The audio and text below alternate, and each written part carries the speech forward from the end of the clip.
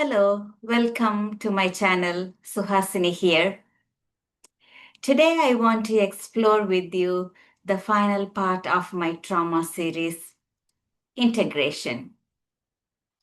In the past 4 videos, I discussed the individual biology, our relational bonds, the ancestral scripts, and the social field that cause trauma in our psyche.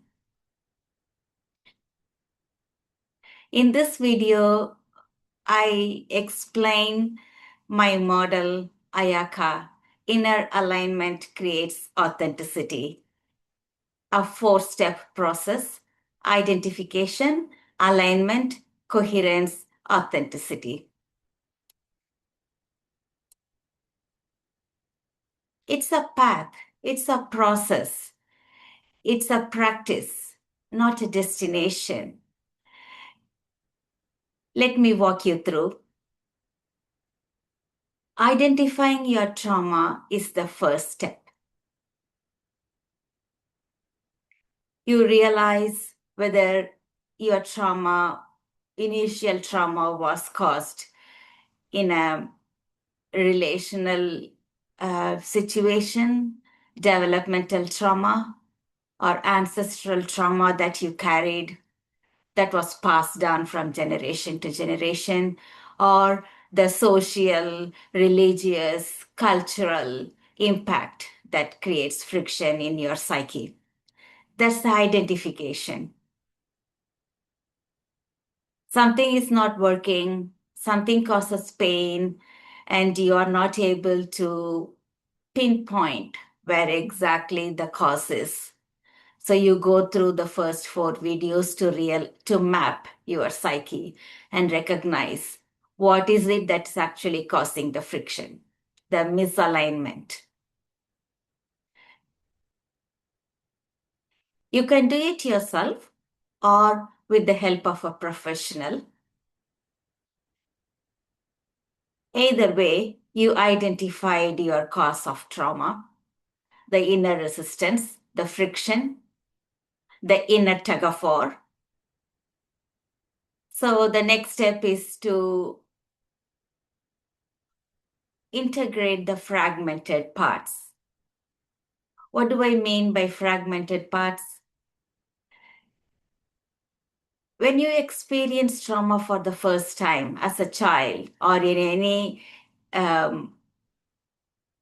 adult experience or experience in some stage in your life, part of you is fractured.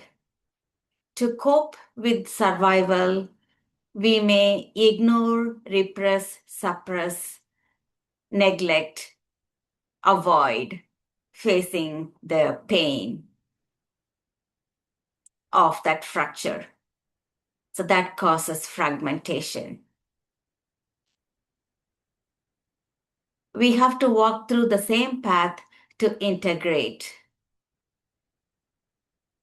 Just to give you a physical analogy, if you have a splinter in your finger, or, if you had ever walked bare feet, you might have experienced thorns pricking your feet. Say a splinter in your finger, a splinter has pierced through your finger. That's a more common experience than pricked by a thorn walking bare feet. So you use a needle to dig through the point where the thorn or the splinter entered your skin. And you dig through the skin to remove the splinter. The path through which the splinter entered your skin is the path from which it's being taken out. You have to dig through the part of the finger where the splinter has entered to remove the splinter. It's very similar to psychological wound, trauma.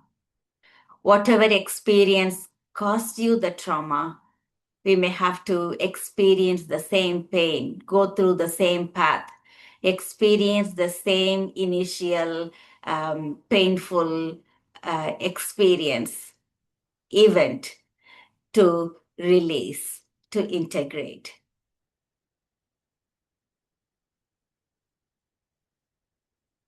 In psychology, we talk of PTSD, post-traumatic stress syndrome, and complex PTSD, c-PTSD.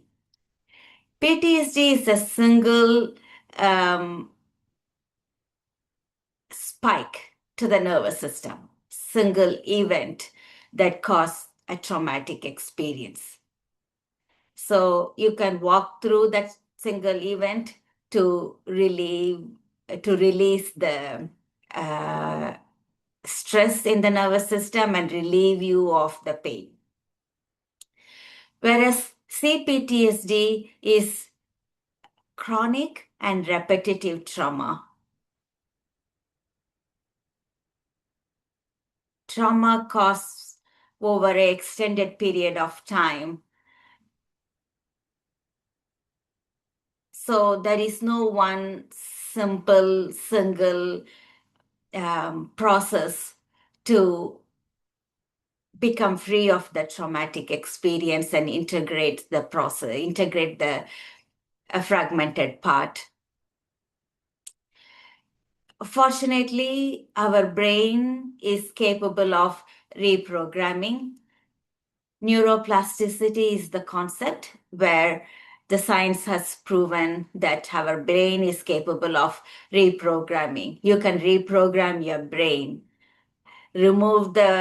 erase the old traumatic programming, the survival instinct, the adaptability that made you to cope with the trauma, and then reprogram the nervous system with a healthy pattern.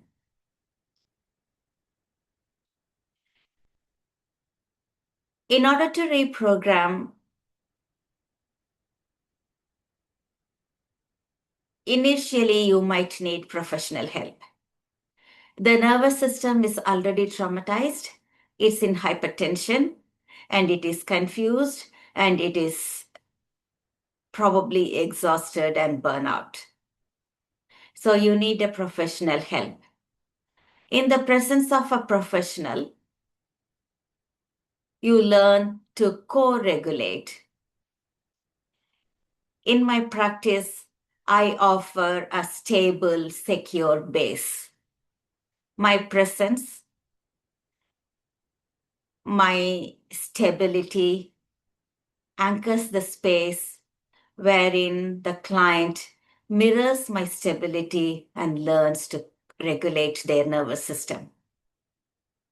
It's the mirror imaging, mirror processing. The nervous system is capable of mirroring whatever it experiences, in this case, stability, anchor, security, peace, and calm. The unconditional positive regard I establish in the field anchors the nervous system of my clients. Over a period of time, the nervous system, the client's nervous system learns to regulate itself. So from co-regulation, it can become, it can learn to self-regulate. So that's where the transition happens. In the first stage, I'm the anchor, and your nervous system mirrors my anchor, my stability. In the second stage, your adult self is the anchor. It offers the core resilience, and in whose strength the inner child learns to heal and connect with the adult self. That's self-regulation. In order to go through the process, the clients are expected to have the following 6 um, strengths, capacities. Or in other words, if the client doesn't have the strengths, the initial process will be to enable the client to understand the following 6 steps and develop and cultivate those strengths. Once the client is capable of handling the traumatic experience, re-experiencing the trauma, then the co-regulation and afterwards the self-regulation continues. The 6 steps are: first is the somatic connection.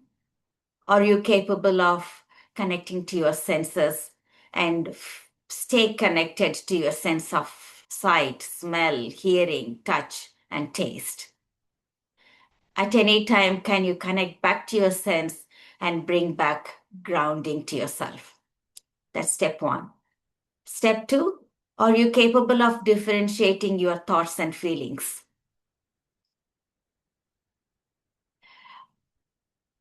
I posted a Substack article and a YouTube video on differentiating thoughts and feelings. I provide the link below. The third step is emotional intelligence. Do you know to name your emotions, the intensity of the emotions, the spectrum in which your emotional state is? Do you know how to manage your emotions and develop resilience and optimism? That's step 3. Step 4 is cognitive fortitude, your mental strength, mental stamina to withstand sometimes rigorous situation. And 5th is emotional endurance. After developing emotional intelligence, you develop the capacity to endure the painful emotions. As I said before, you might have to walk through the traumatic experience to become free of it. Remember the splinter analogy. So do you have the mental capacity, emotional endurance to walk back, to integrate finally and become free of it? And finally, are you capable of being a witness of your own thoughts and feelings? Developing these core skills helps one to integrate trauma in a relatively easy way. It's never easy, but you have the backup, you have the strength, you have the stamina. So you are well prepared to walk through the path to integrate. As I said, this is a process. It's not a quick fix. You don't get it by attending a weekend retreat or watching a YouTube video. Some traumatic experiences may take few months to integrate. So you need to be loving and kind to yourself, be patient to yourself, and be optimistic and confident that you are capable of integration, alignment, and authenticity. It's about reclaiming your agency. If what I have described resonate with you, I offer the stable anchor for you to learn co-regulation and learn finally to become a self-regulated individual, integrating all the fragmented parts one by one, brick by brick, to become whole again. My contact details are below in the description box. Welcome to the baseline. Thank you.